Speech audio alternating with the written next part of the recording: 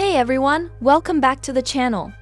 In today's video, I'll guide you through how to fix a program that's not responding in Windows 10. Don't worry, this is a simple fix, so let's jump right in. Step 1. End the unresponsive program. The first thing we need to do is close the application that's not working. To do that, press Ctrl plus Shift plus S on your keyboard to open the task manager. Next, look for the unresponsive application. For example, if Firefox is acting up, find it in the list, click on it, and select End Task. This will close the application. Step 2. Troubleshoot the program. Now that the program is closed, let's move on to troubleshooting.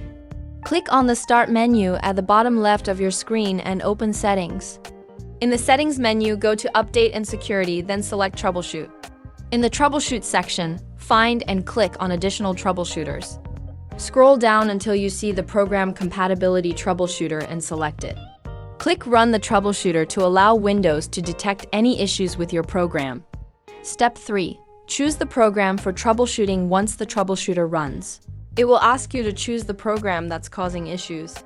For example, if you're having trouble with Access 2016, select it from the list. Then click Next to continue. Step 4. Apply recommended settings. The troubleshooter will ask you if you want to try the recommended settings or troubleshoot the program manually. Select Try Recommended Settings and click Next. Next, you'll be prompted to test the program. Click Test the program to launch the application and see if the issue has been resolved. Step 5.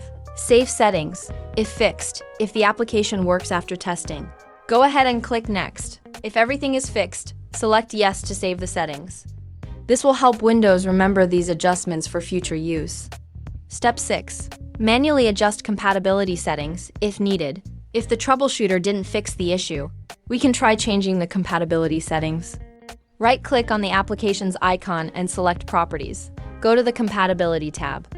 Here, check the box for Run this program as administrator. You should also select Disable Full Screen Optimizations.